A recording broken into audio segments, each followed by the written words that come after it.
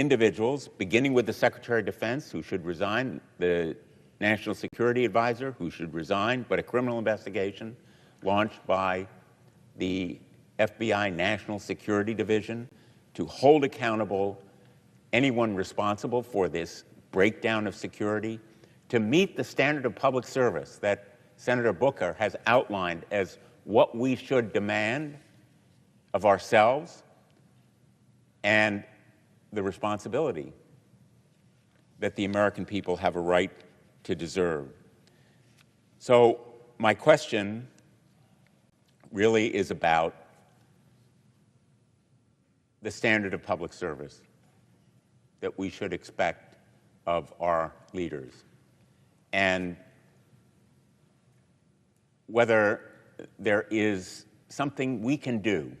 I'm asked so often, Senator Booker, as I go back to Connecticut, and I'm sure you are in New Jersey, what can we do? What can we do?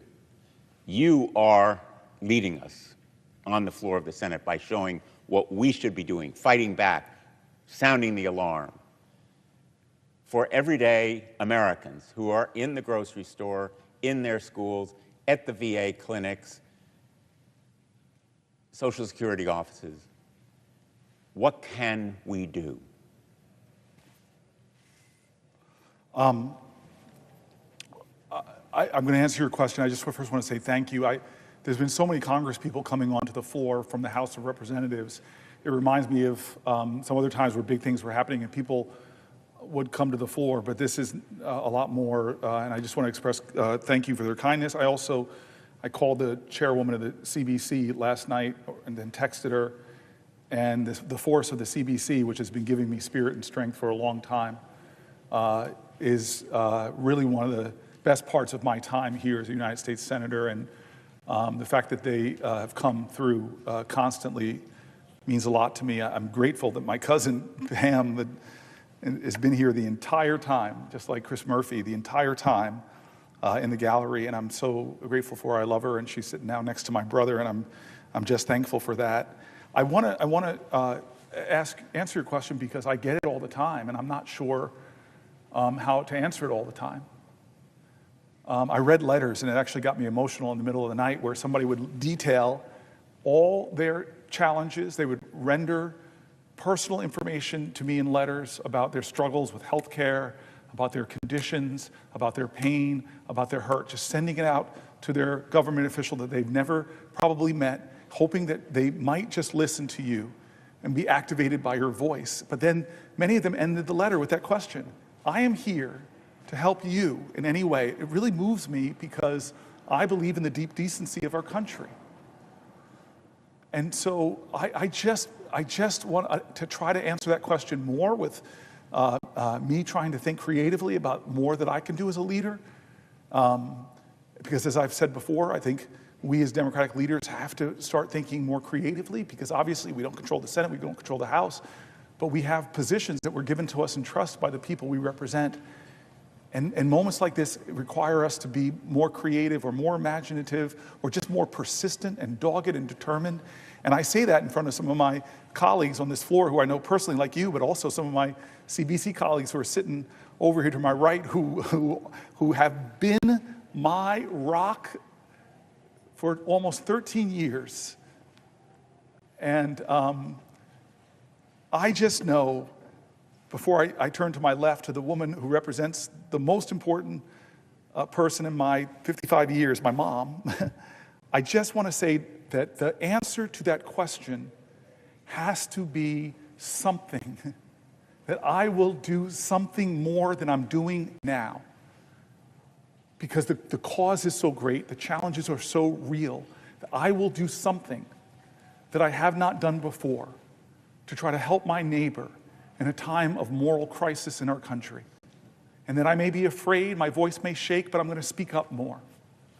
I may be demoralized by what's happening, but I'm going to find a way to get out of bed and breathe and know that I can make myself feel a little bit better by helping another person. I don't know what it is, but we got to help each other now through this and know, I'm a person of faith, and it was said to me by a colleague, that know that weeping will endure through the night. but joy will come. I'm going to turn to my left because I always say that she's a senator, but she's had one of the hardest jobs in all of America, which is to be the president of a shul. I met her and I realized she could probably do anything. I know about that. You know, yeah, yes. I am not Jewish, but my name is Booker, so I always say I'm Mish Booker. So there's a formal way I have to do this. So I see you, I love you, and I'm wondering if you have something to ask me. Yeah, will the senator yield for a question? I yield for a question while retaining the floor. Well, Booker, we're a people of the book.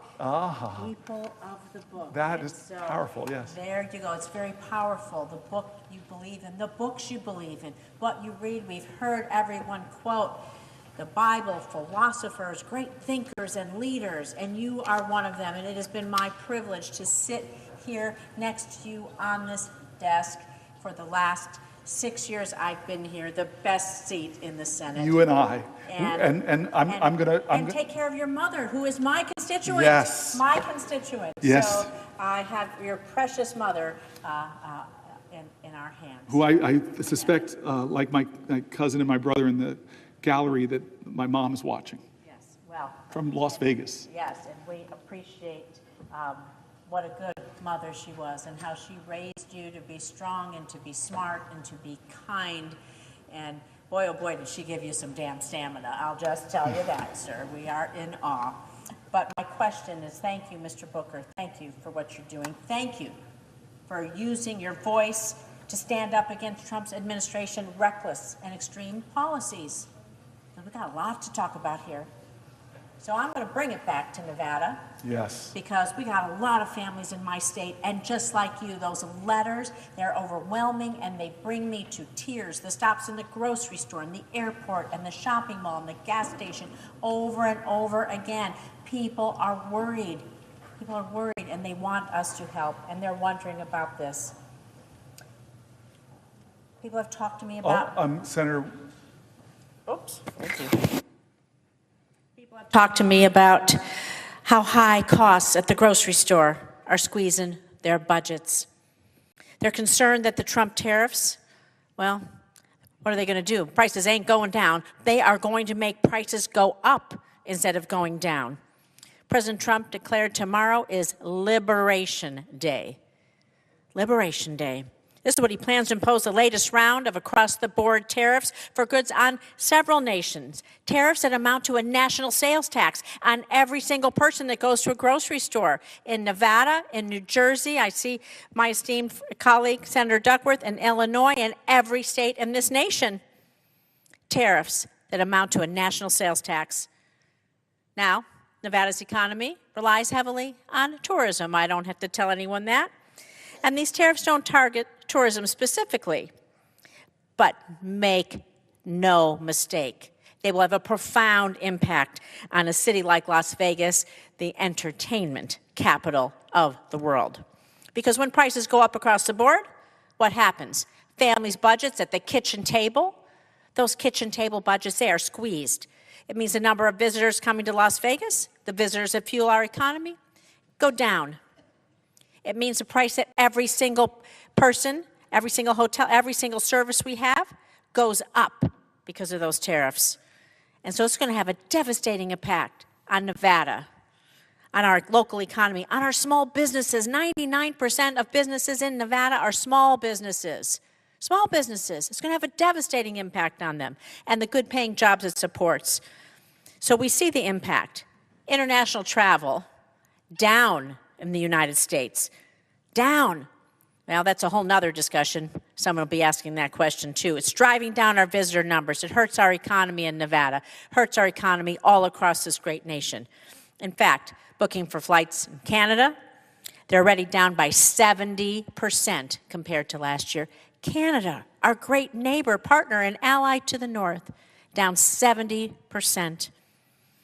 And the most troubling part is a recent report estimates that up to 14,000 jobs, hospitality jobs, could be at risk due to decreased international travel as a result of these horrible misguided tariffs.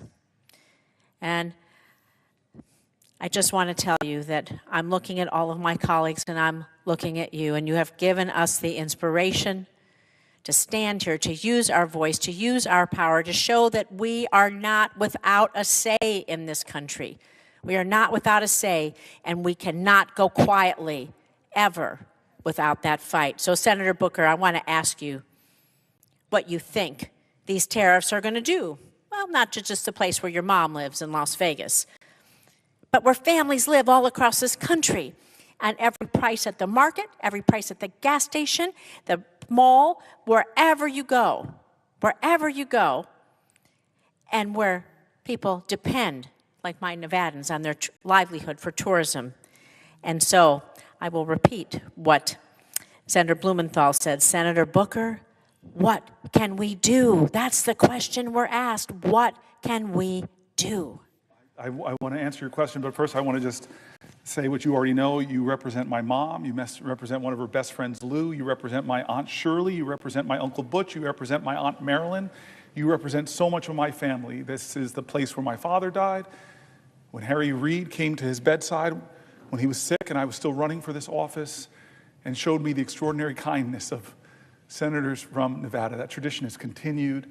I'm so grateful for you. My family's grateful for you. I'm grateful that we were founders of the Black Jewish Caucus. And in fact, I'm going to keep this Juneteenth Seder coming up, but I'm going to put this on as you have it on. As I think about Edon Alexander and all those who are suffering,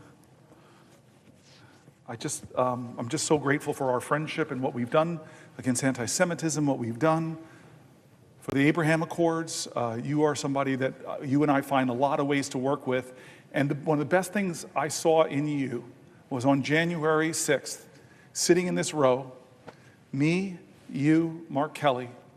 And I always say that the best, often in the most difficult of circumstances, you see the best of people. And I don't know if you remember this, but staffers started rushed in, and usually you have to have special identification. And then some of them stood behind us, and they were crying, and they were upset, and they were frightened. And I just watched you go from senator to mother, and I watched you comforting people in their times of fear, when they thought they were going to be killed, literally. And you were this voice of comfort, voice of calm. I saw you in one of our worst countries, worst crisis. I saw your light. I saw your love. I saw the Jewish mom, and I benefited from that. I just feel that Trump mocks us. What does his Liberation Day mean to the people that are shackled to debt? From medical debt, that are shackled with student debt, that can't afford the rising costs of groceries. What's his liberation mean? To people who are chained by fear right now, waiting with bated breath to see if the Medicaid programs they rely on are going to be cut. What does his liberation mean? To people who are literally in jails right now because they were disappeared from our streets. What does his liberation mean to people who can't afford homes because of his tariffs, who dreamed of a new car, but that's going to go up as well? I don't know what he means by liberation. I honestly don't. I wish he'd explain it to the American people. Who's liberated in this financial times? Who's liberated? I don't think the law firms feel liberated, that we're so threatened by you that they felt the only way they could get from under the threat of you is to come to you and beg them and offer them and say we'll do this and say we'll give you millions of dollars of pro bono worth. I don't think they feel liberated. What about the people that are banned from the press corps because they won't call it the Gulf of America? The idea of the press, the freedom of the press, do they feel his liberty? What does his liberty mean? What does Donald Trump's Liberty Day tomorrow mean? In a nation where I read letter after letter of people that feel like their liberty is gone, that they're losing sleep at night worried about Social Security. What does liberty mean to the veteran that was laid off, that fought for my liberty? What does Donald Trump's liberty mean? What is he talking about? What does his liberty mean to Canada, who fought next to us, who died next to Americans fighting for our causes. What does his liberty mean to them? I don't understand Donald Trump. I really don't. There are going to be PhD students writing about him for generations. He'll love that in heaven. He'll look down and say, I'm so happy people are talking about me. But I will tell you this. I love great presidents. I love that Lincoln said, with malice towards none, with charity towards all. But I hear Donald Trump say, with malice towards everybody that does not tell me how great I am. And charity, I don't know if he understands that. What it means to show sympathy and compassion and empathy and to help people whether they like you or not. I love great presidents. I love FDR. You have nothing to fear but fear itself. But the letter after letter after letter, the word fear, the word terror, I was reading from voices from my state and across the country. It's as if Donald Trump is saying, be afraid of me, the big man with the power. Be afraid, be afraid, be afraid. There was another president that said, Mr. Gorbachev, tear down this wall. And yet Ukrainian Americans are watching their president go, not Mr. Gorbachev, tear down the wall. They're saying, hey, Mr. Putin, come in and take the Donbass. I'm going to start the negotiations, not with Zelensky at the table. I'm going to call him a dictator. I'm going to start the negotiations from a position to giving Putin what he wants. Ukrainian sovereign land, and that's where we'll start the negotiation. And I love John F. Kennedy quoting a poet saying, ask not what your country can do for you. Ask what you can do for your country. What is Donald Trump?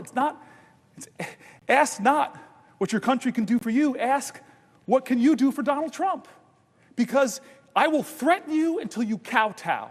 I will threaten to run primaries against you if you don't fall in line and vote for things you know are wrong. I will terrorize your law firm unless you come to me and kiss my ring. I will make political your applications for your merger. I will drop cases against you. I will pardon you if, as he said in a recent pardon, he was a pro-Trump guy. I don't understand this. I really don't. And I don't understand how he tries to divide Americans. I got on a plane once. I'm on a plane and I'm juggling to put my carry-on up, and I get lots of reactions in airports. I have to say, on the whole part, good, but occasionally I think my colleagues next month should send me a Mother's Day card, because occasionally I get called, you mother, with something following it. And so here I am putting up my overhead baggage, and I sit down next to two people, the presiding officer before this, my friend from Alabama, two Alabamans, one 80 years old, one 60 years old, mother and daughter. And they see people paying attention to me. They said, who are you? Are you a professional athlete? And as a middle-aged, overweight black guy, my ego wasn't insulted. I wanted to say, well, I could be, but I chose to serve the people. But no, I go, no, ma'am, I'm not. Well, who are you then? I go, well, I'm a senator. And we're so conditioned in America, if we meet a congressperson out and about, the first thing we want to know is, whose team are you on? My team or their team? It's us versus them, horrible dynamic of tribalism in our country. And I took a deep breath, and I looked at these two great American women, and I said, ma'am, I'm a Democrat. And the woman next to me looks at me suddenly sour, and she said, I should have brought my Trump hat, and she wheeled it away from me. And immediately I said, you know what? I'm not going to dance to this tune. I'm going to scratch this record. And I looked at her and I go, oh my gosh, Donald Trump signed two of the biggest bills I wrote in Congress into law. I said the First Step Act, which we passed in this body, 87 votes. We would have got 88 if one of my dear friends and colleagues was not off trying to do whatever in the world and he wasn't here to vote on it. And I talked about opportunity zones, working with Tim Scott to get billions of dollars invested into some of our country's poorest rural and urban areas. Now, they were confused. But by the end of that flight, Donald Trump didn't divide us, though. By the end of that flight, I was talking to them like fellow Americans, and we found so many points of connection, so much common humanity, and so much common cause. These outrage machines, TV, and these devices, I want to say to America, Their financial interest is to keep your eyes on the screen as much as possibly can. And you know what? Sells, division, divide, moral indignation. I will tell you this. I have this great friend, part of the Bold Club, named Van Jones. He told me this story that he was on Crossfire on CNN. And Van Jones got on with Newt Gingrich.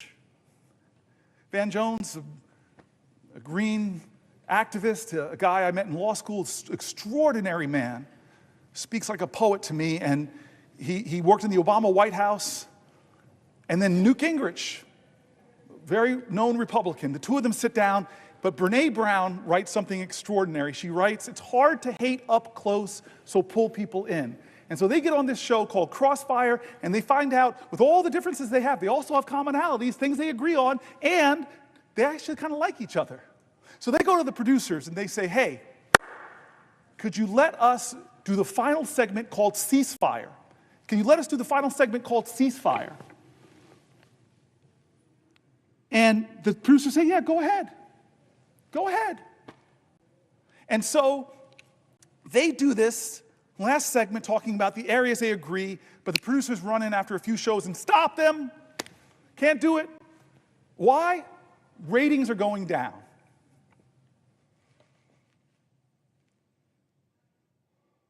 There are a lot of legitimate differences in places I'm going to stand my ground and fight for people's health care, for people's Social Security. I'm going to fight. But I'm never going to get into a position where anybody in this country can make me hate another American.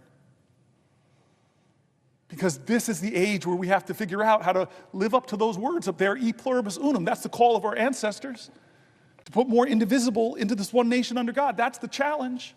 And there's enough things that we agree on in America, and especially when we stop and talk about things like the child tax credit, most Americans are for that.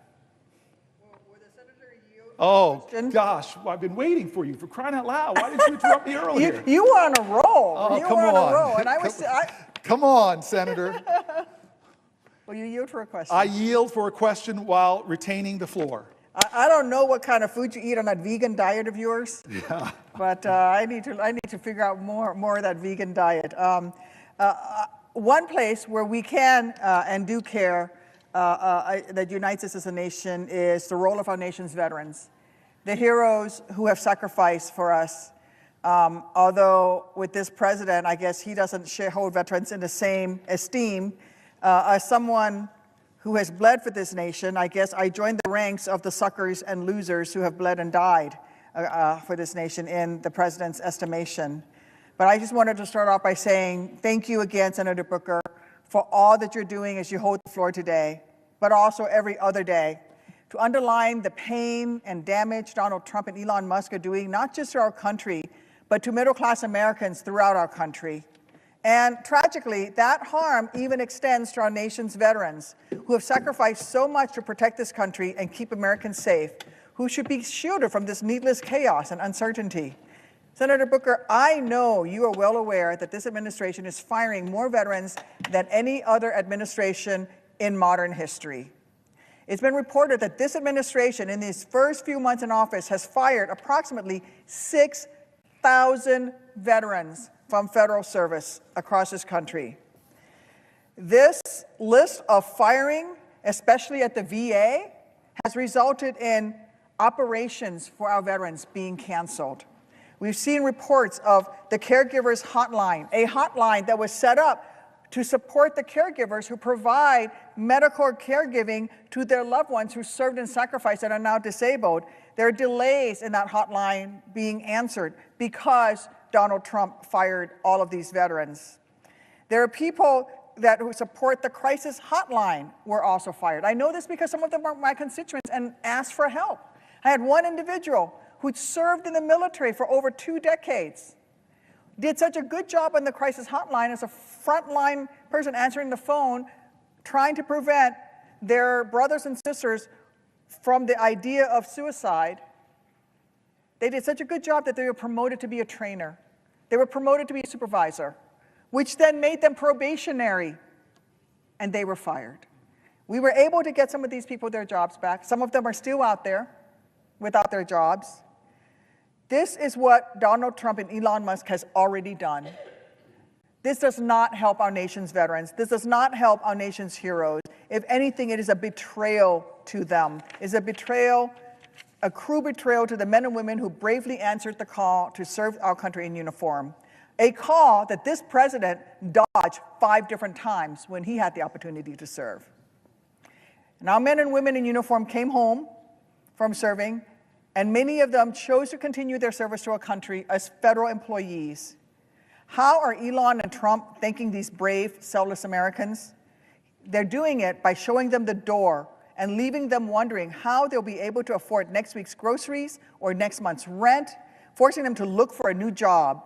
The senator from New Jersey and I are both working together to help our heroes get their jobs back, which is why I've introduced a Protect Veterans Jobs Act to reinstate all veterans who were wrongly fired from their federal jobs by Trump and Musk.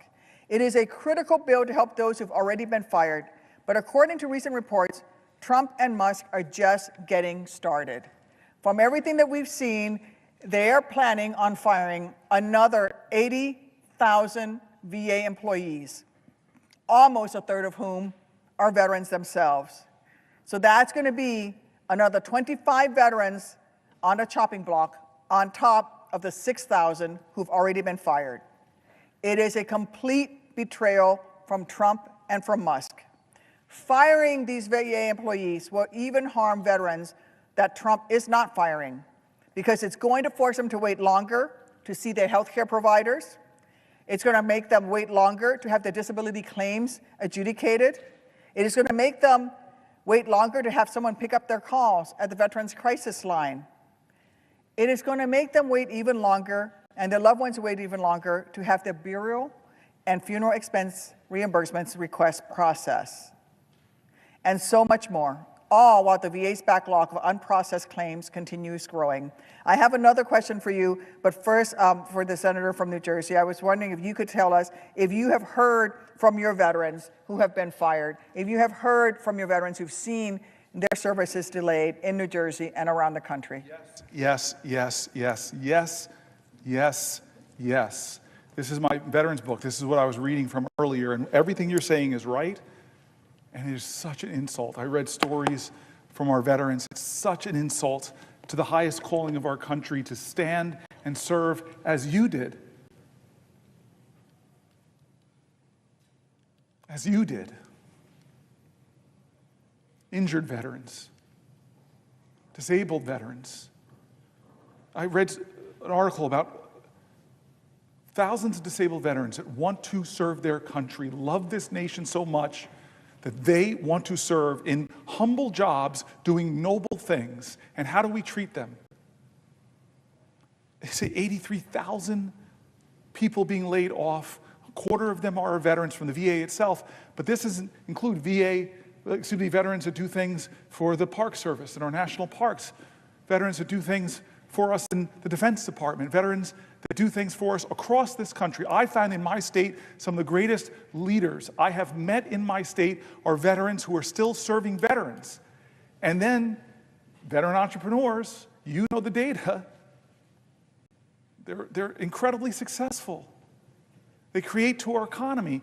The VA is cutting not just veteran jobs, they're cutting contracts with veteran-owned businesses. I don't understand how you can say out of one side of your mouth, you honor and respect our veterans, which is not what our president's always said. Dear God, what he said about John McCain. I still remember John McCain is in a town hall with Barack Obama fighting fiercely to be the president of the United States, and somebody gets up and says that Barack Obama, as if it's an insult, it's not, is a Muslim or something, and he grabs the mic back and corrects her. One of his voters, he corrects her on national TV. This is wrong. He's a guy who loves his wife, Christian, loves his family. I mean, that is character and honor.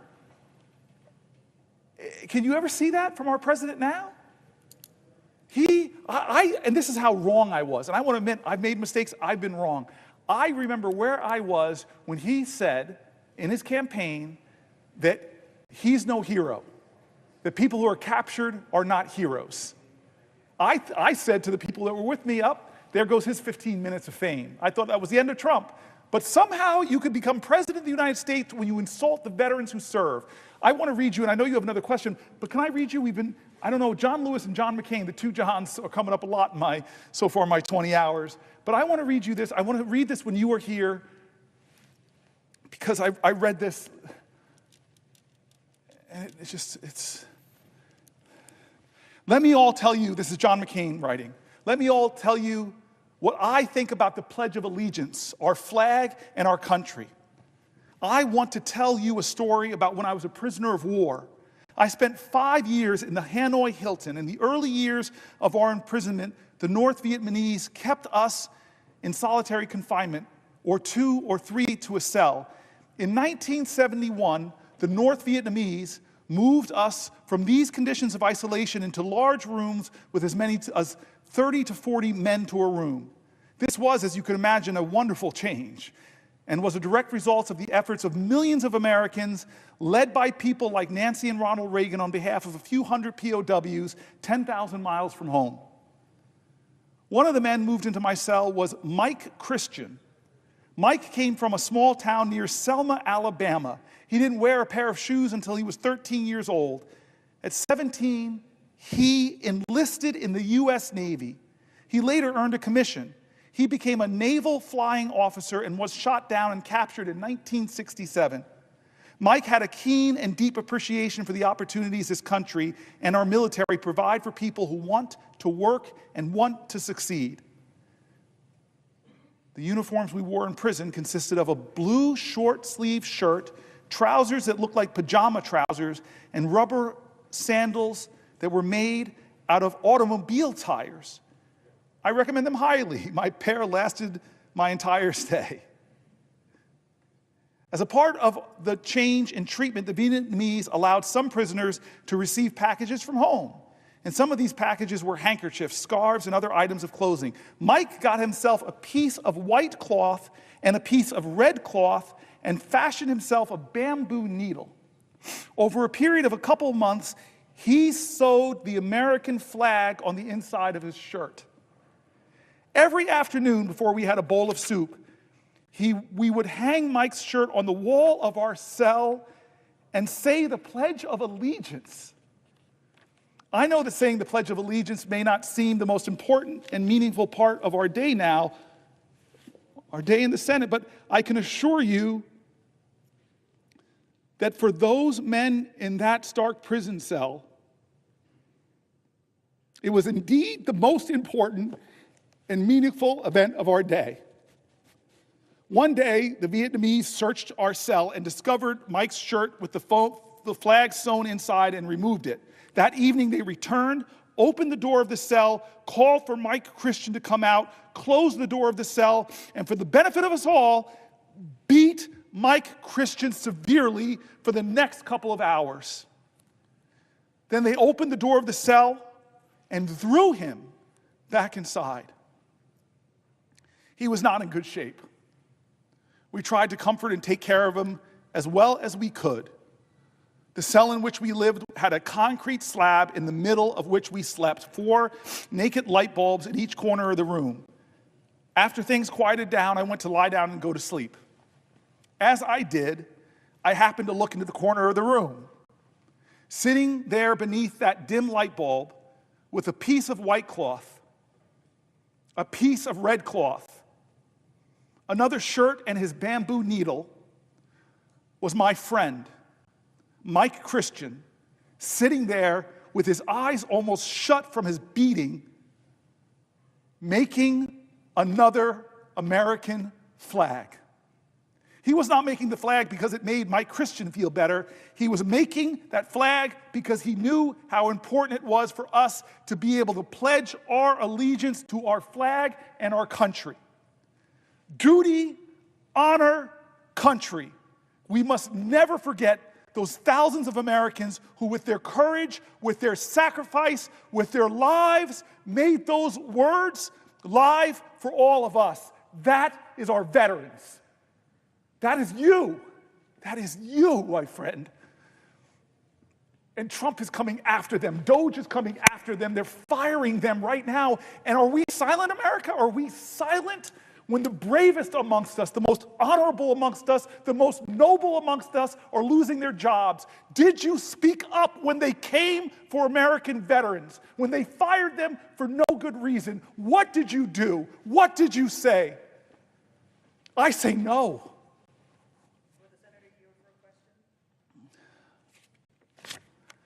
I yield for a question while retaining the floor.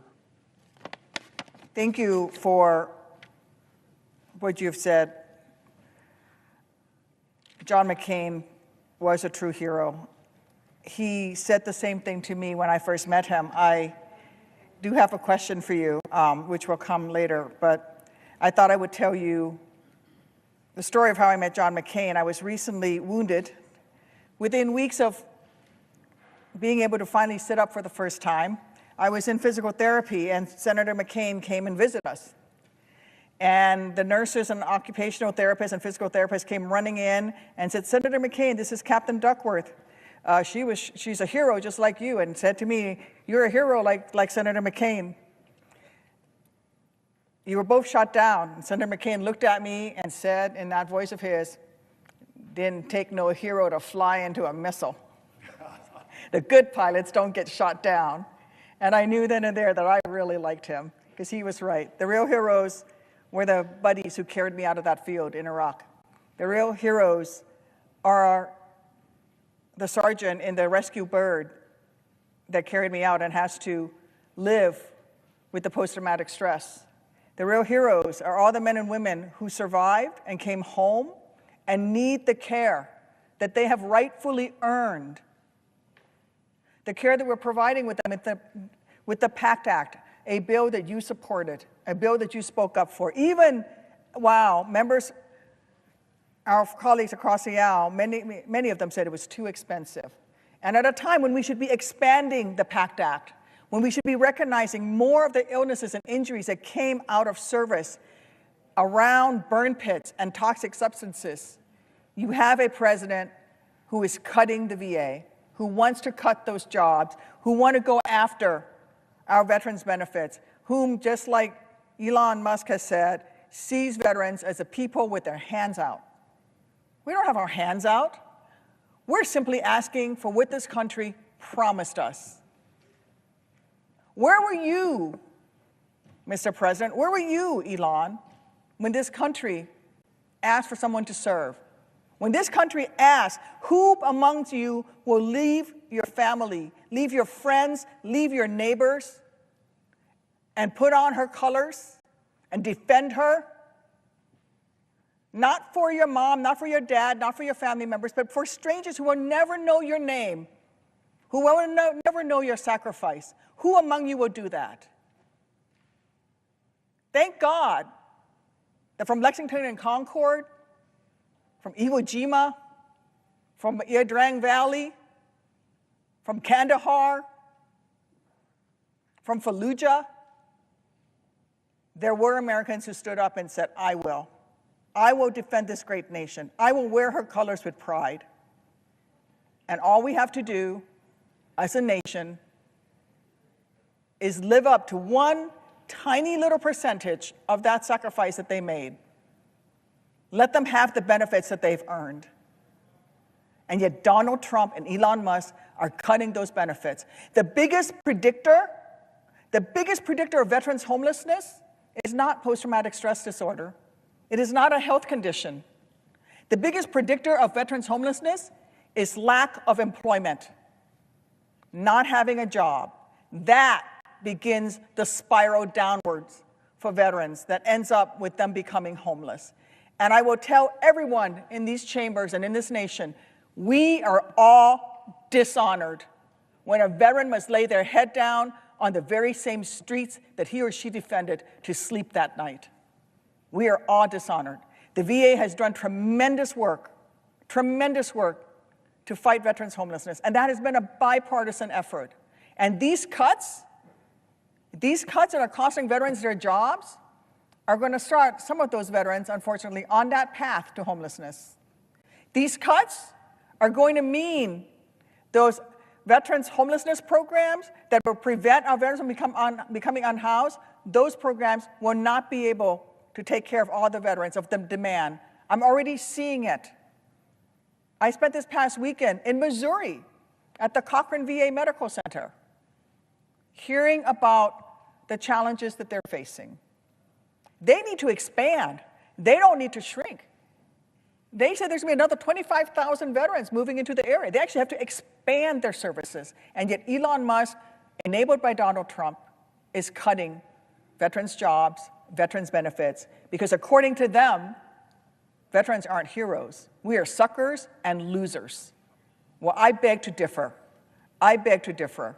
I am sure that my colleague from New Jersey knows that firing 80,000 employees from the Department of Veterans Affairs wouldn't just cause longer delays for veterans, it will doom our VA's ability to process claims, that the influx of claims under the PACT Act, a law that is helping ensure veterans who were exposed to toxins while serving can get the care that they have earned, with more than 1 million claims already approved in a short time since it's become law.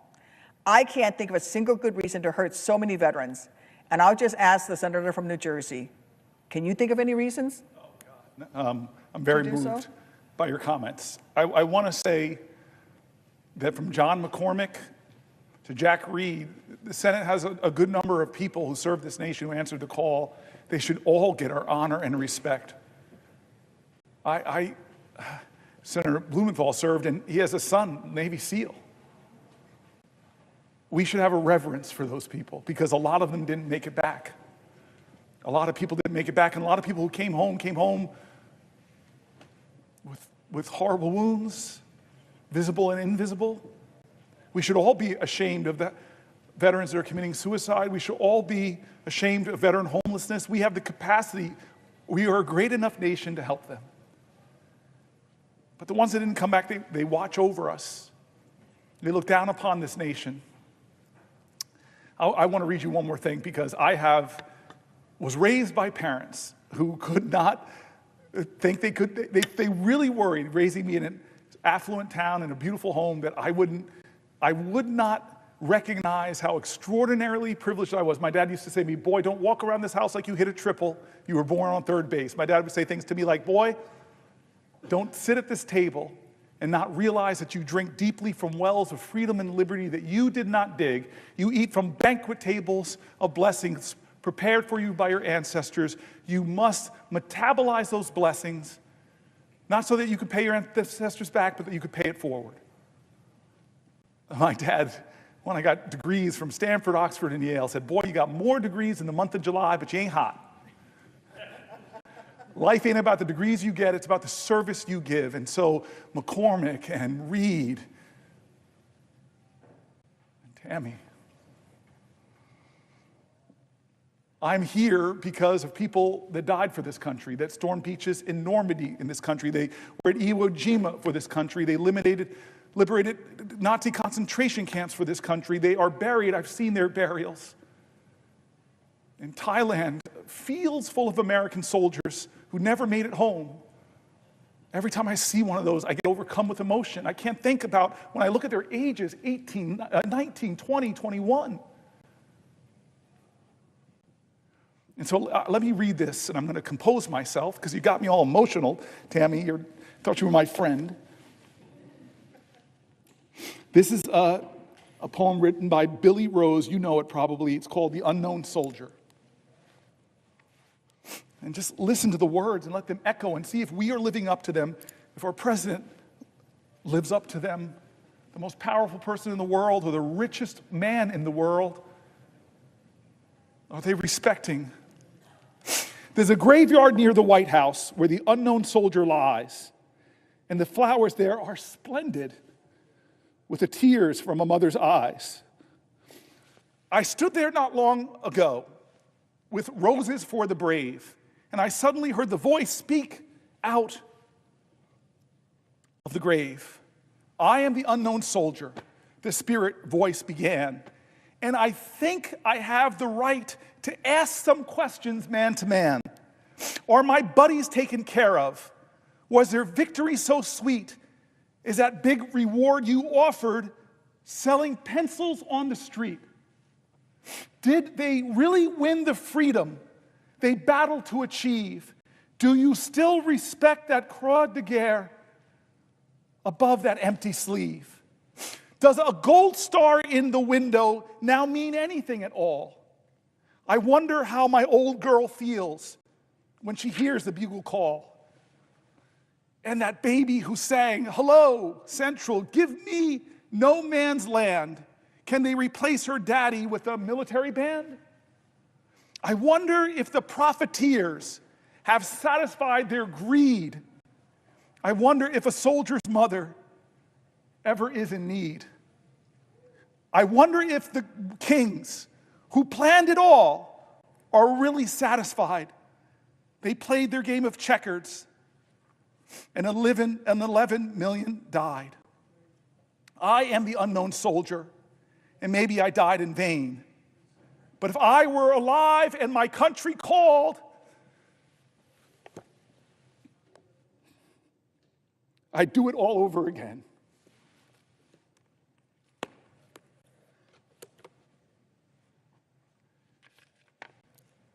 Thank you, Senator. Every time I see you, I have such a reverence and gratitude that I get to serve alongside of you. I didn't serve in the military alongside of you like those courageous soldiers, like those people who carry you at risk to themselves, people who saved your life, the people that helped you in rehab, the people that empowered you to get back on your feet and run for one of the highest offices in the land, and then you serve here with distinction because you don't forget who helped you get here. Just take care of my buddies. Exactly. And my dad, who's in heaven, with a lot of the other good folks from American history. I don't know what he'd think of his son, but I know he'd be proud of you. All right, let's talk about the economy.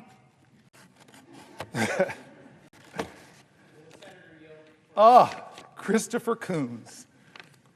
Will the senator yield for a question? I yield for a question while retaining the floor. Is the senator familiar with Rory Badger of Delaware? Is the senator familiar with my guest to the speech to a joint session of Congress delivered by President Trump just a few weeks ago? So every time I answer the question, we have to go through the same thing. I am slightly familiar, yes, because we talked about it, but I would be really happy if you asked me another question and filled in some gaps. If I might, I simply want to ask my colleagues. Then I yield for a question. If you want to ask me a question, I yield for a question while retaining the floor with the recognition that I have to do it because I'm standing between two Delawareans and I'm a little nervous. Jersey never wants to be between two Delawareans.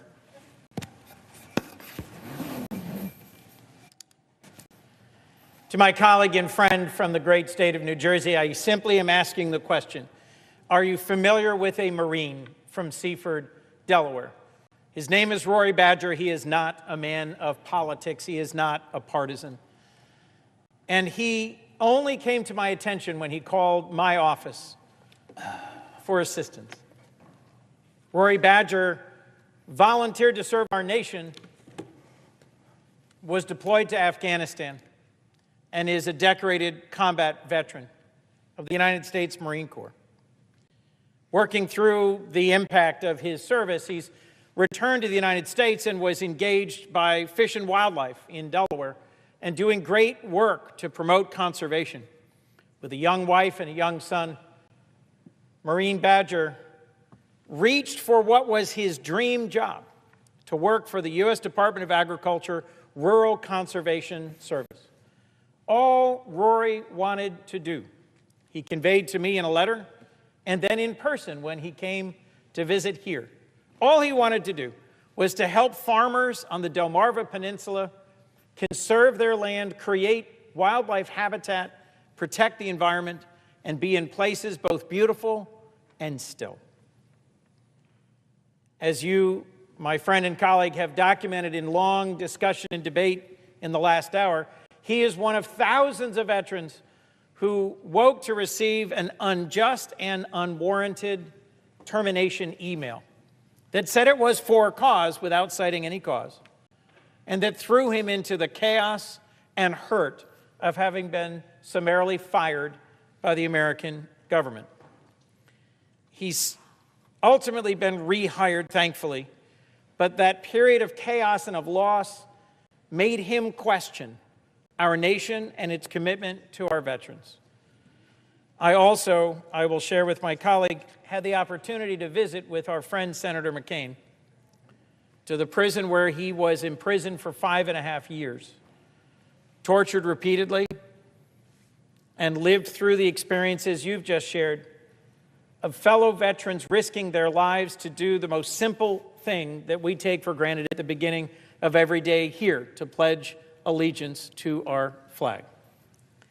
I had a chance on visiting the Hanoi Hilton with our friend and former colleague, Senator McCain, to ask him a simple question, which was at the end of his describing the period when friends were beaten horribly, when some were killed, and when his Vietnamese captors told him, "We've found out who your father is, a 4-star admiral, and so we will release you any day."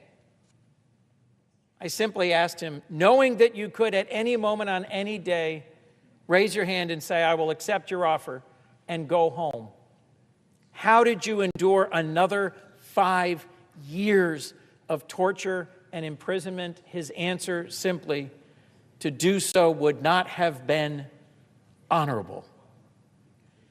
My question to you, my friend and colleague, was the firing of Rory Badger honorable?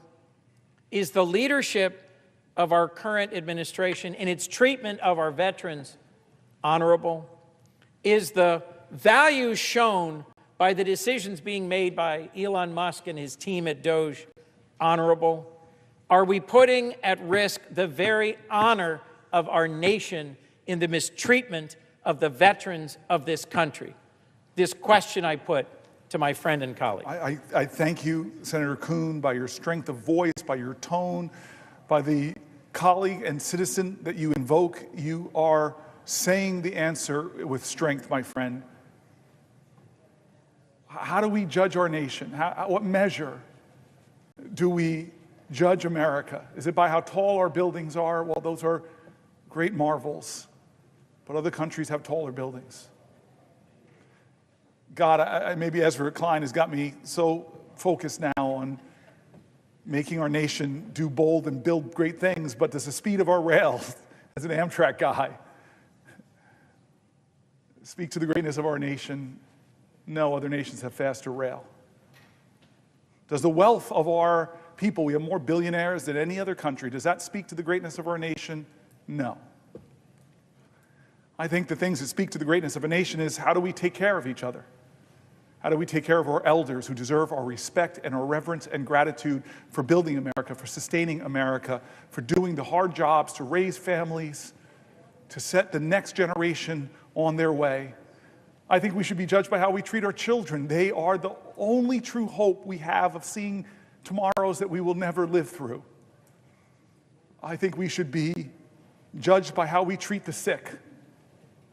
Whether it's people with the disease of alcoholism or mental health or crippling cancers or chronic diseases, what do we do? I think we should be judged by how we nurture our families. God, we put American families under crazy stress. Affordable child care, paid family leave. Other nations, our competitors, have these things.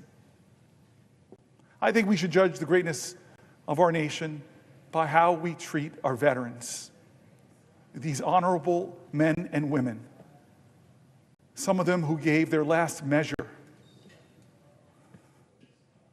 the last measure of their devotion, on fields across the world, from Thailand to Gettysburg.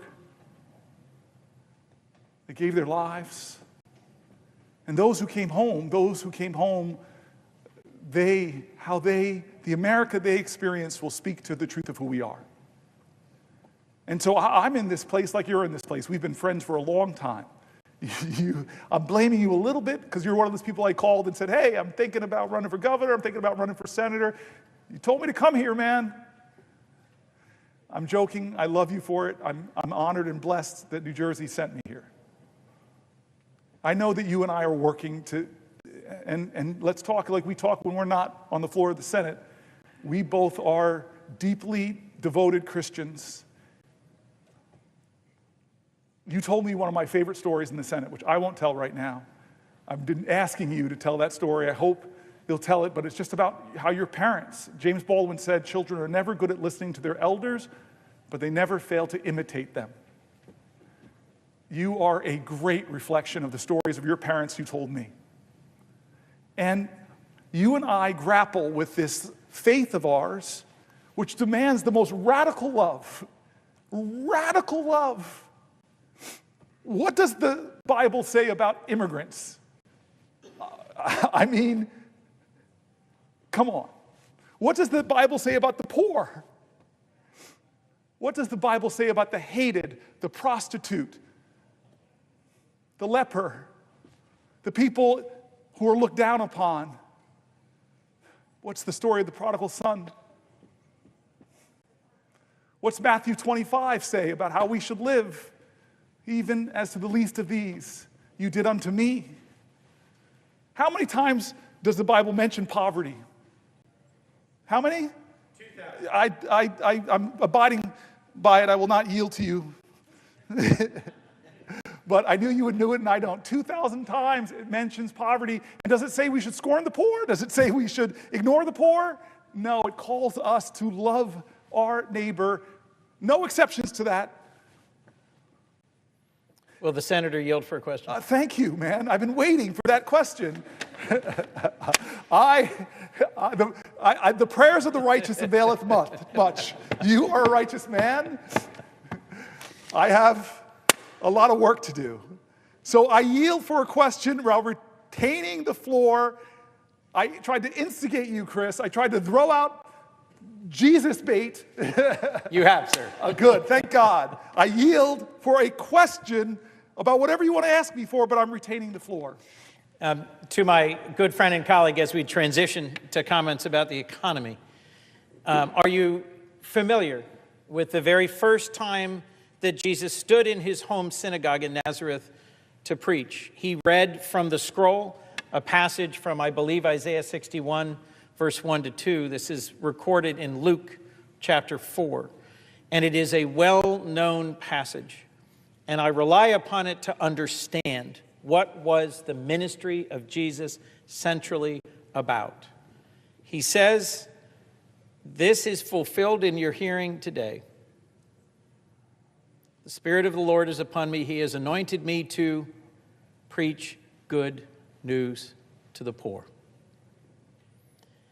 I don't think it is possible to read the Gospels and to read the Torah and to understand righteousness without hearing over and over and over in the course of the Old and New Testaments a call to respect those at the margins of life, a call to be generous and open-hearted and kind to those who suffer and struggle, to be attentive to and present to those who are in prison, who are widows, who are orphans, to allow the gleaning of a field, which means to make sure that out of the abundance of our productivity on our farms, we make sure that we feed those who hunger here at home and abroad. You cannot miss the central message, which is, as you have said, kindness to those on the margins, attentiveness to those in need, good news to the poor. And so in this season of Lent, I ask my friend and colleague whether he's aware of our president's intention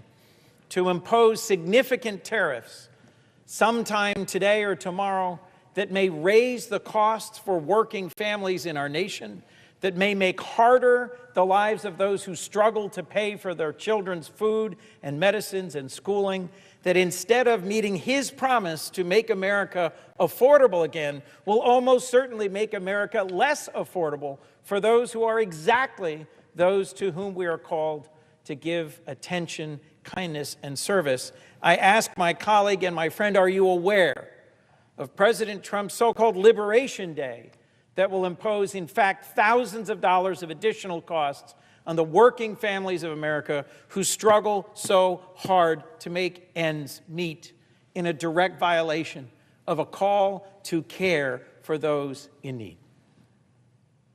Yes, I'm aware. I said earlier that he calls it Liberation Day, and I'm not sure what he means by that, because Americans will not, by this move, be liberated from high prices. They won't be liberated from watching their 401ks dwindle in value as the stock market goes down. They won't be liberated from the high cost of groceries. They won't be liberated by the high cost and hard availability of housing. He calls it Liberation Day, but Americans won't be liberated from crushing debt, from medical debt, from student loan debt, parents who are struggling to take care of their parents and their children, who rely on Medicaid because a parent has Alzheimer's and a child has a disability, and they're trying to make it all work, but yet they're shackled in fear because they see that recommended to a House committee on Energy and Commerce was to find $880 billion of cuts to the programs that they are relying on as a lifeline to keep their family together. Who's liberated? Who's liberated by the tariffs that he's going to come and bring onto a country where half this nation is dealing with a tough economic reality, where half of the renters in this country, you and I were both local leaders, we know it is technically the definition of housing insecurity if you are paying more than a third of your income on rent. Chris Coons, you love people, you know people, you travel Delaware, it's a much smaller state. I do say that with some little bit of twisted non-Christian arrogance and from New Jersey looking down. But you know people in your state. I've been with you in your state. You're connected to your communities. So you know people that are struggling just to make ends meet. You know people that are one emergency away, like a car accident or a sickness that forces them to miss a week of work and a paycheck, that will throw their lives in financial ruin. Is this president doing his promises to make their lives better? President Trump is calling his tariffs Liberation Day. Do you think Canada feels liberated from the bully neighbor that is Donald Trump? Do you think Greenland feels liberated from the bully nature? Do you think Panama feels liberated?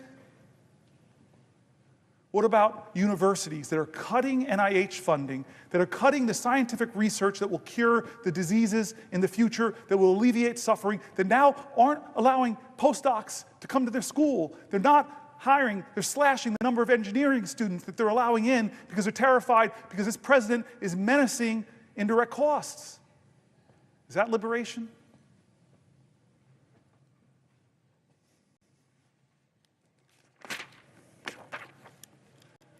"71 days in, now 72 days, I asked you, are you better off than you were 72 days ago economically?" I asked that question. Ask it to your friends. Are they better off economically? Well, I don't see how they could be, because prices are up, stock market's down, the risk of recession is climbing, consumer confidence is in the gutter, 401k plans are losing value. Are you better off than you were 72 days ago under this president's leadership, on the verge of his so-called Liberation Day that's going to drive prices up even more? And he's doubling down on tax cuts for the rich. He wants an economy that works for him, his billionaire donors, his powerful special interests, and it's coming at the expense of working people who are struggling to get by, and a lot of the programs that they rely on, like for their health care, like for their Social Security. He wants an economy where the richest people get the biggest tax cuts, where the largest corporations, heck, they may get to skip out on taxes altogether. And where hardworking Americans are getting crushed by rising food prices and rising rents. This idea that that might trickle down. But we know it doesn't work. He's continuing the same reckless economic approach he used in his first term. Massive tax cuts that inure mostly to the wealthy, unchecked spending rapacious spending, big, big, big holes in our national debt, trillions of dollars of more debt, and no serious plan on how to pay for any of this thing that he's doing. From Social Security to public health to the education that supports children with disabilities and scientific research, the safety nets that millions of people depend upon. Here's the New York Times. Trump's policies have shaken a once solid economic outlook. This is from March 7th. President Trump inherited an economy that was, by most conventional measures, firing on all cylinders. Wages, consumer spending, and corporate profits were rising. Unemployment was low. The inflation rate, though higher than normal, was falling. Just weeks into Mr. Trump's term, the outlook is gloomier. Measures of business and consumer confidence have plunged. The stock market has been on a roller coaster ride. Layoffs are picking up. And by the way, this was March 7th. We just finished March, the worst performing quarter in years in the stock market. Back to the article. Layoffs are picking up, according to some data, and forecasters are cutting their estimates for economic growth this year, with some even predicting that the U.S. gross domestic product could shrink in the first quarter. And some commentators have gone further, arguing that the economy could be headed for a recession, a sharp rebound in inflation, or even the dreaded combination of the two, stagflation. Most economists consider that unlikely, saying growth is more likely to slow than to give way to a decline. Still, the sudden deterioration in the outlook is striking, especially because it is almost entirely a result of Mr. Trump's policies and the resulting uncertainty. Tariffs and the inevitable retaliation from trading partners will increase prices and slow down growth. Federal jobs cut will push up unemployment and could lead government employees and contractors to pull back on spending while they wait to learn their fate. Deportations could drive up costs for industries like construction and hospitality and the agricultural sector that depend on immigrant labor. In quotes, if the economy was starting out in quite good shape, it probably is in less good shape after what we've seen the last few weeks, said Donald Rismiller, chief economist at Stratgas, a research firm. The U.S. economy has repeatedly shown its resilience in recent years, and there are parts of Mr. Trump's agenda that could foster growth. Business groups have responded enthusiastically to Republican plans to cut taxes and reduce regulation. A streamlined government could, in theory, make the overall economy more productive. So far, however, the Trump administration's approach to economic policy has been characterized more by chaos, tariffs that are announced and then delayed, government workers who are fired and rehired, than careful planning. Michael Strain, an economist at the Conservative American Enterprise Institute, I know AEI well, said Trump's policies on trade and immigration and his slash and burn approach to federal job cuts would have a damaging effect. This is a conservative think tank. What President Trump has proposed will not cause a recession, he continued, but it will slow economic growth. It will take money out of people's pockets. It will increase the unemployment rate. It will cost people jobs. It will make American businesses less competitive. That's AEI, folks. It is certainly possible for Mr. Trump's policies to come together in a way that causes a recession. His tariffs alone could shave a full percentage growth in the domestic product this year, according to some economic models, enough to cut in half the 2% growth rate that economists expected going into this year. Many economists contend that deporting millions of immigrants, as Mr. Trump promised to do on the campaign trail last year, could be even more harmful than tariffs, given the U.S. economy's need for workers, particularly in industries like construction and healthcare. And the administration's push to shrink the federal government, an effort led by Elon Musk, could leave hundreds of thousands of federal workers and government contractors looking for jobs when hiring has slowed.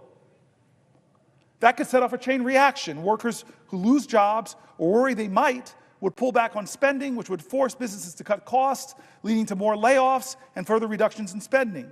Ordinarily, that would prompt the Federal Reserve to cut interest rates and shore up the economy, but that could be difficult if tariffs are also pushing up prices, making policymakers nervous that cutting interest rates could spur inflation. It's a death by 1,000 paper cuts, said Jay Bryson, chief economist for Wells Fargo, certainly not a great liberal organization, Wells Fargo. He says all things individually aren't enough to cause a recession, but if you layer them on top of one another, it might be.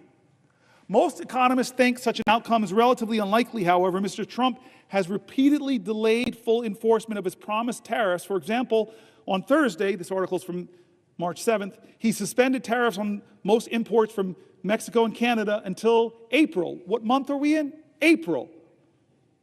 His deportation efforts have likewise gotten off to a slow start, and some of the cuts to the federal workforce have been tied up in court, as they should be. Such delays and reversals will help blunt the impact of Mr. Trump's policies and could make a recession less likely, at least in the short term, but the prolonged uncertainty could have its own costs, leading businesses to delay investment and hiring decisions. If we don't get clarity by the back half of this year, economic uncertainty can be like a deer in the headlights, said Nancy Lazar, chief global economist and at the investment bank Piper Sandler. Things just stop.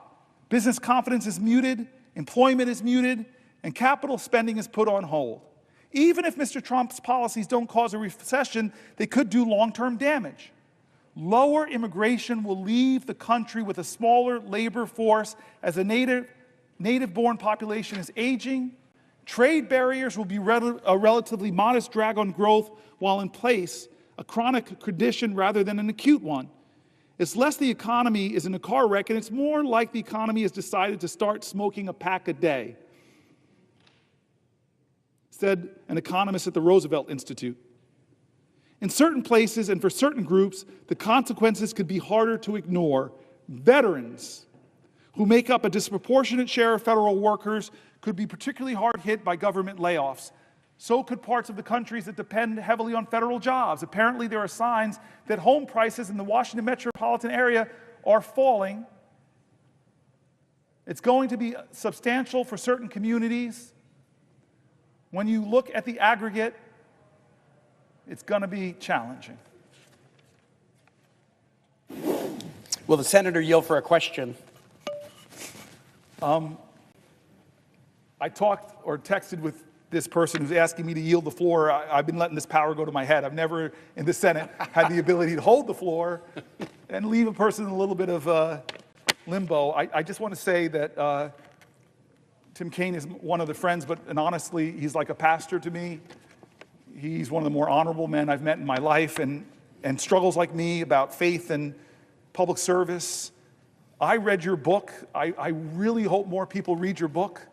I didn't think it was going to be as beautiful as it was. I laughed, I wept. When you were attacked by spiders and things like that, I'm sorry I was laughing at your misfortune, sir. It's a book about you going through your whole state. By walking the Appalachian Trail, canoeing, every story you told moved me. It's a great book. I've read a lot of my colleagues' books, but this one really touched me. You have this beautiful view of America, and I want people to read your book. I really want people to read your book. So if I should yield, I'll yield only if you'll tell people the name of your book and maybe tell something about it. This is extortion on the Senate floor. I'm going to hold on to the floor unless you agree to that. You can shake your head up and down if you agree. All right. Then, of course, to my dear friend and somebody that I probably wouldn't be standing here. We had some discussions about procedural opportunities and things like that. He had to make some concessions to me. I won't give details, but he's an honorable man, and in the crux before I came here, he really helped to clear the pathway for me to stand here now. I owe you a lot of my 12 years. You are like a big brother to me, and I yield for a question while retaining the floor. Well, thank you to my friend, Senator Booker, and to all who are gathered to watch this very, very important vigil.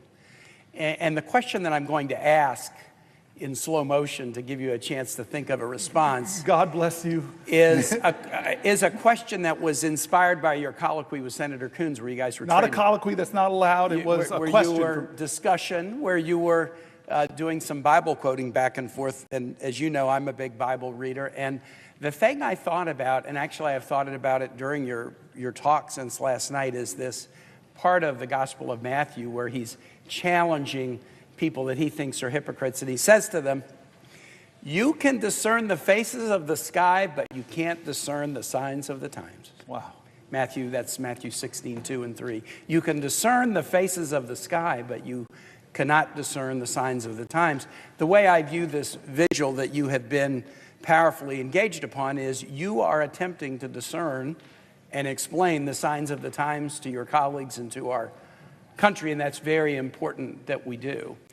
And I'd like to ask you one question about the signs of the times economically to follow the discussion of what we're seeing. But then I want to ask you a question about the signs of the times more in the nature of our democracy. So to begin on the economy, you walked through how strong the economy was on the day this president was inaugurated.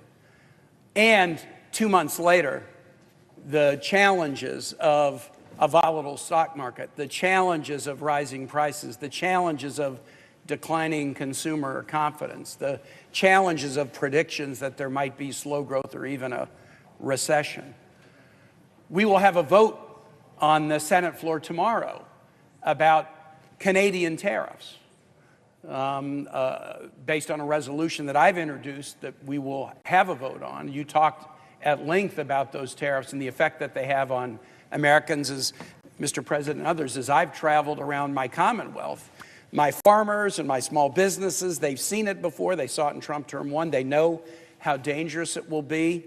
They don't want to pay more for groceries. They don't want to pay more for building supplies. Farmers don't want to pay more for fertilizer. My shipyards don't want to pay more for aluminum and steel. They were promised that they would pay less, not pay more. They don't want to be part of a campaign to demonize a nation that has been a friend of the United States and stood side by side with us in every war since the War of 1812. They don't want to be part of a juvenile assertion by this president that that sovereign nation is the 51st state. They don't want to be part of a name-calling effort to call the prime minister of a sovereign nation governor. They're trying to read the signs of the times. Why is this administration that came in with such a strong economic hand doing so much so quickly to both hurt us economically, but also to tarnish a relationship that has stood the test of time with an ally? The president often says that his goal is America first. We would all agree as members of this body in America first, but we would all passionately disagree with America alone. What is America alone gonna get us? What will we turn to? Who will we turn to when the allies that we've spent decades building relationships with now feel pushed aside? Yesterday, China announced that they were going to be working with Japan and Korea on a free trade zone, possibly to respond to U.S. tariffs. Other nations are having to engage in hedging behaviors because they thought we were friends, and now they doubt that reality anymore. And so as you look at the signs of these economic times, and then I'll get to a second question about the signs of the times in our democracy, how are we to understand this? And more importantly, how are we best to rectify it? How can we stand up for our families and reduce their burdens, not increase them? How can we stand shoulder to shoulder with linked arms with our allies to face off against adversaries? Reflect on the signs of the times and point us in the right direction. Please, question mark. I appreciate that. I'm going to try to keep it short, but I want to reminisce with you about something that, do you remember in the Trump's first term that he used a national security waiver to put tariffs on Canada then? Yes. And my citizens really remember it because they suffered. Yes. But do you remember, we had a Foreign Relations Committee meeting, and a leader, I don't want to embarrass the leader, but a leader from Canada came, it was a woman, and she sat there. It was a bipartisan group together. You do remember this? Yes, I do. So she sat there, and then she started very slowly going back to the War of 1812. and marched through Canadian-American history. I confess I have a degree in history, but I didn't know all this history. But these amazing stories of Canadian sacrifice to stand next to Americans, to die next to Americans, to fight for America, to join our artists, our cultural communities, our arts, our agricultural communities, all the things we've done in hand to make both of our nations stronger and more prosperous. And then she looked at us and said, and then your president, in a sense, calls us a national security threat. Yep. And you all put tariffs on us. And I remember the quiet, the silence around that committee table. I felt like, whoa, this is such an ally, such a friend, such a consistent ally of us throughout the hardest, difficult times of history, never left our side, that her litany was so admirable. And then she looks at us, a national security waiver to put hardships on our economy, national security waiver to put tariffs on. And they hurt Americans, and they embarrassingly hurt our northern neighbor. But I thought that was bad enough. Mm-hmm. And now, what kind of bully are you? What kind of mean spirit? Do you look at your northern neighbor and say, I'm going to call you governor, not with the title you earned by the people that put you in that office? It is the worst kind of behavior, and nobody calls it out. Of our Republican colleagues, not enough of them call it out, I should say.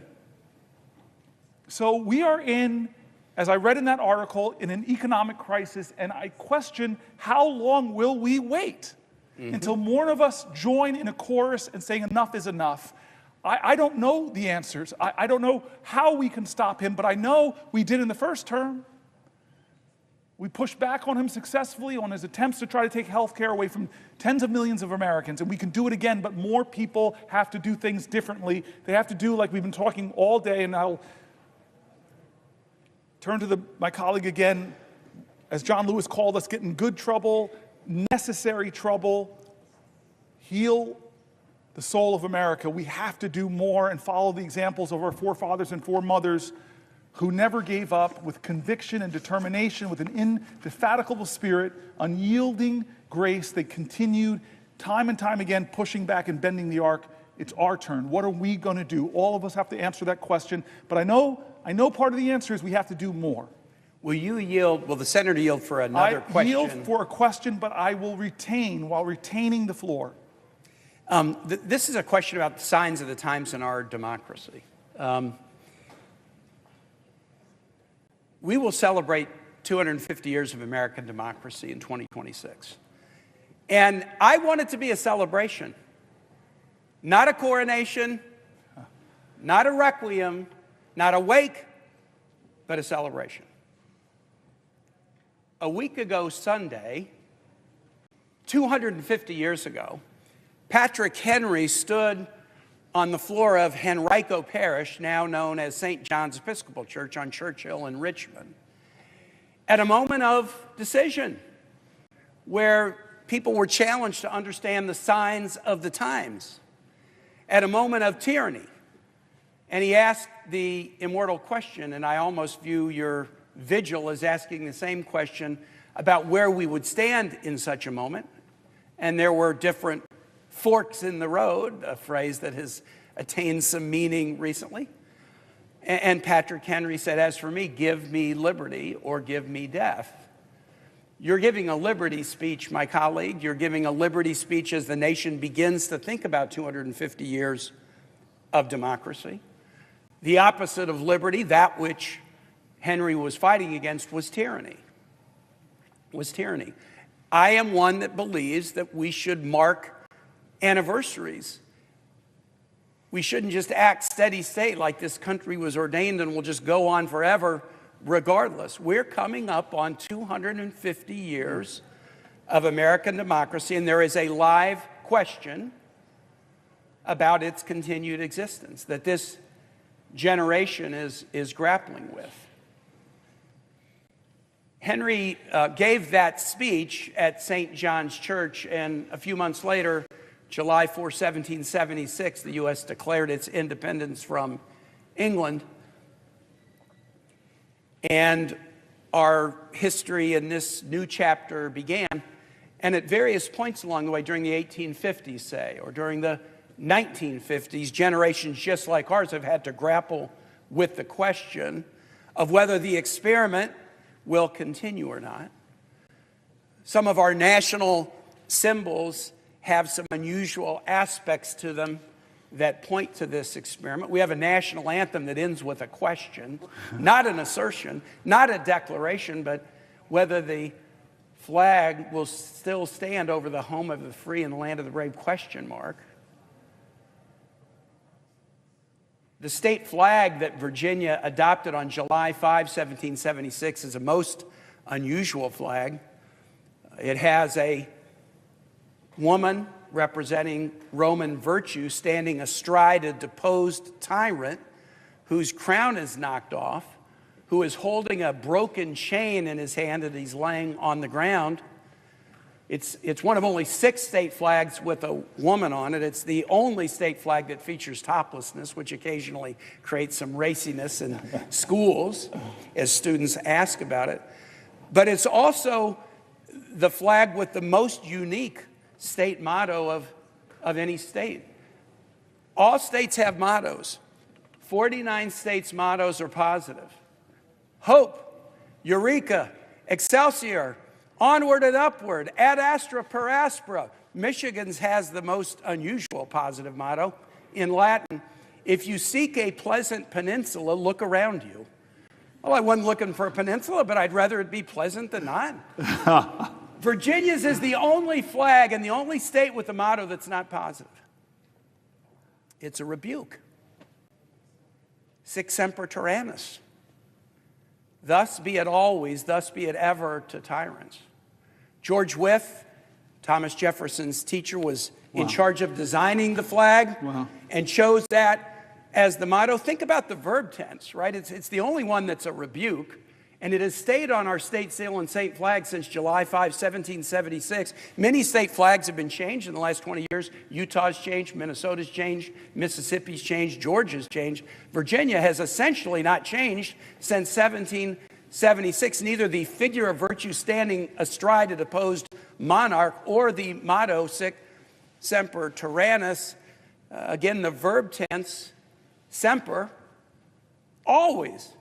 Ever. It's not in the current tense, no tyrants are down with tyrants. It's in the future tense, thus be it always to tyrants, thus be it ever to tyrants. The Virginia flag that we pass by in Virginia every day without thinking about it, it's in every school we pass it by. It asks us 2 questions 250 years later.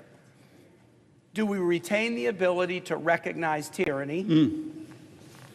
Do we retain the virtue to defeat it?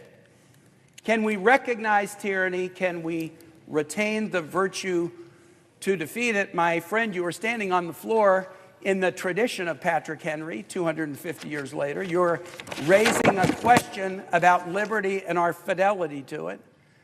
And so my question to you would be, what gives you hope that the answer we will give to these questions as Americans, as those commemorating a quarter millennium of American democracy, what gives you confidence that we will answer these questions in a way that will honor those who came before us?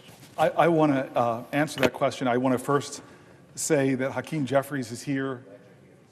And now I'm worried because 2 Brooklynites are shaking hands. And I confess, when I had the floor and Schumer was, for the only time in my life, I could deny him the right to speak on the Senate floor, I confess to my friend, who's part of the X generation, hip-hop generation, my brother who is part of this transition in American history, from the greatest generation to the baby boomers, from the baby boomers now, we're seeing leaders emerge that are X-geners, millennials, and he represents so much of the best of the future. I want to, this question's so good, okay, because you didn't honor your commitment to me and talk about your book. But I just want to say that I insulted Brooklyn for stealing my nets. I told the leader, I abused my power to retain the floor, and I told the leader that there's only one football team in New York, the Buffalo Bills. The other 2 are from New Jersey. I should have reminded the leader that the chairman of the board who sings New York, New York is actually from New Jersey. I could go on with this litany, but I do want to get back to your very serious question about tyranny. I think many of us have read books like On Tyranny, and we're doing a lot. We're reading articles of people are talking about the fears that they have about this document.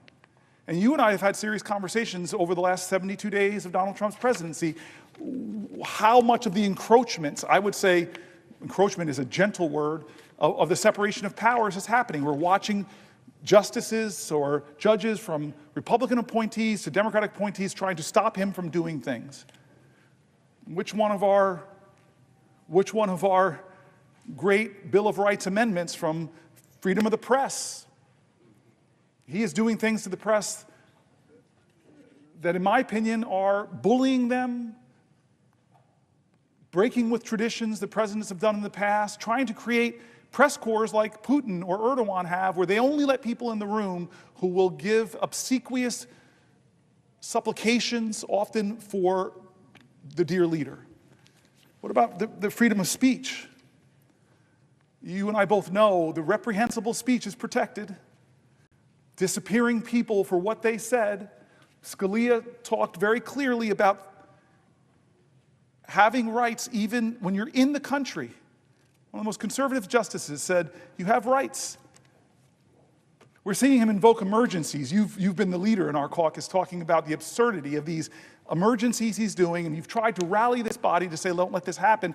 You've talked to me about all of these things.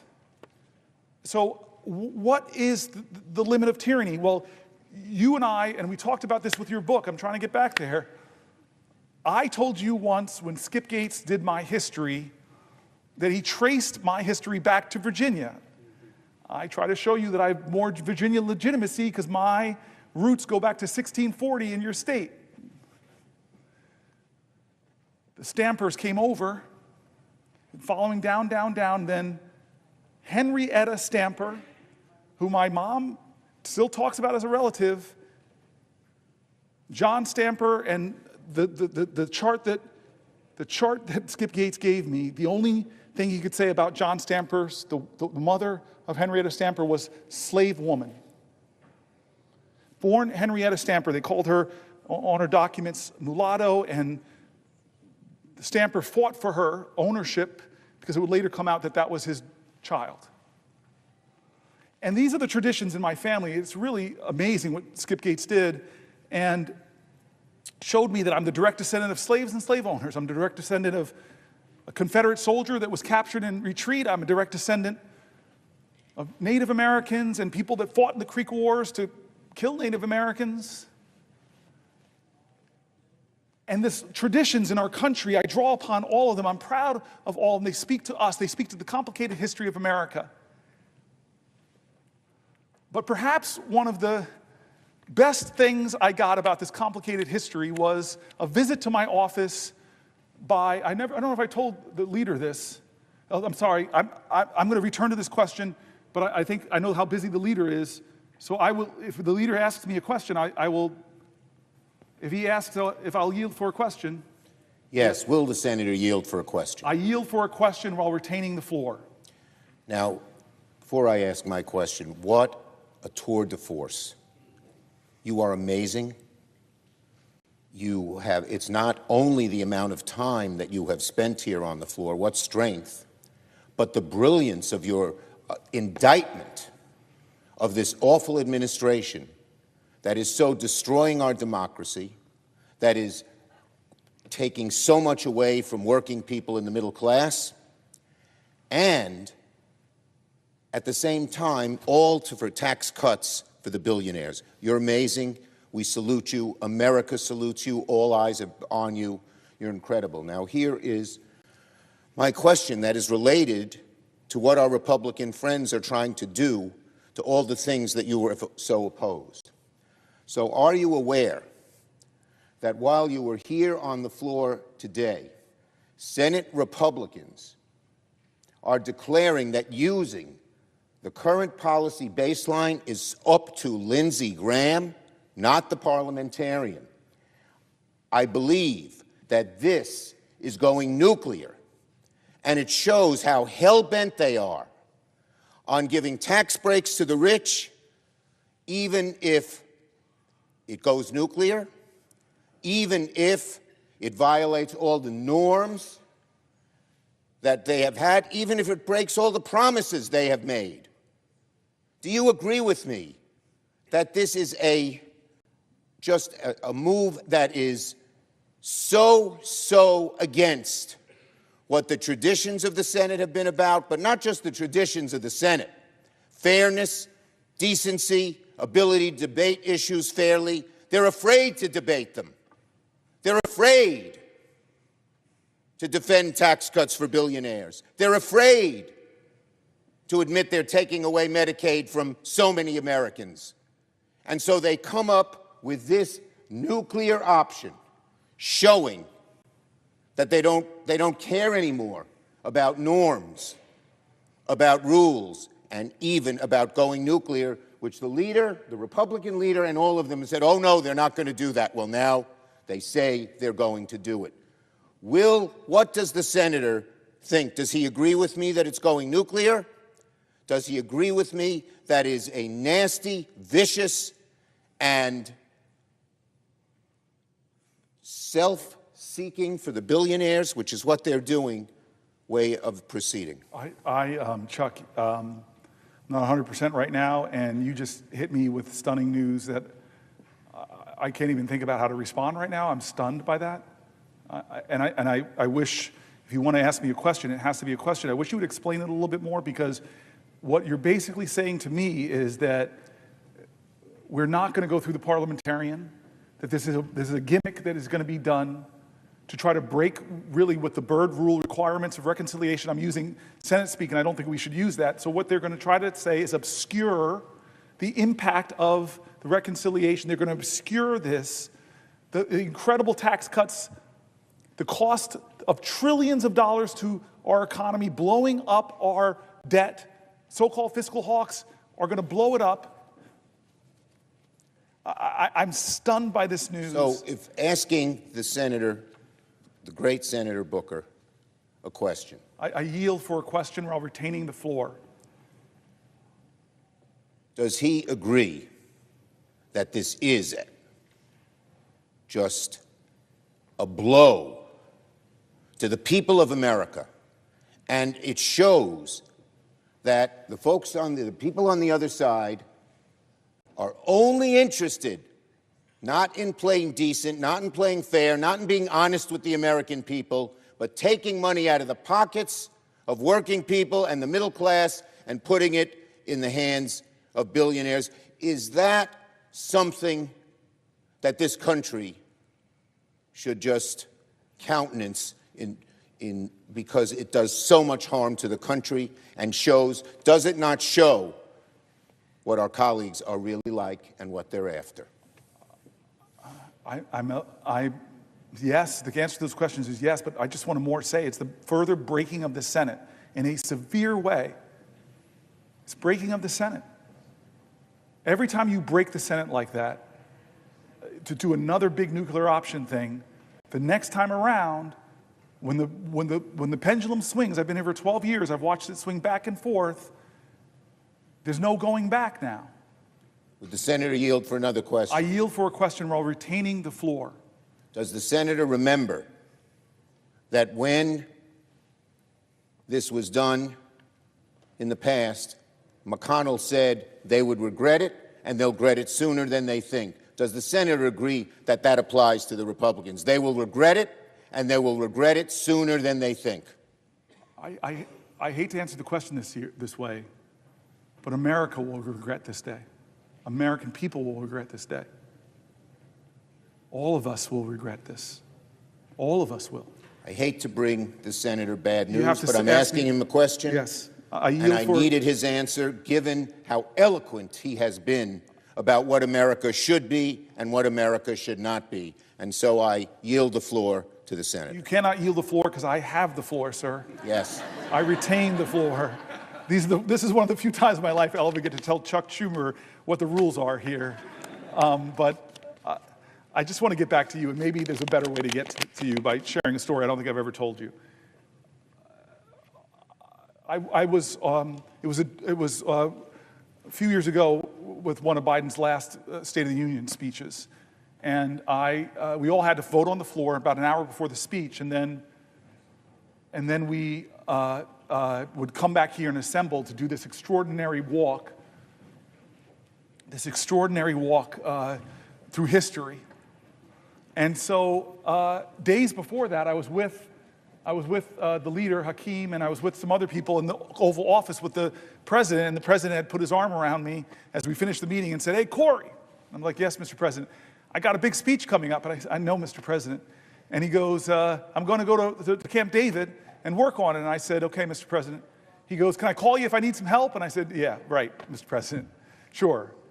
And that was it. The weekend he didn't call me for help with his speech, and we came here and did that vote an hour before, and then I like walking out that door, and many people know this. I like going, if I can, I go straight out the next doors onto the steps.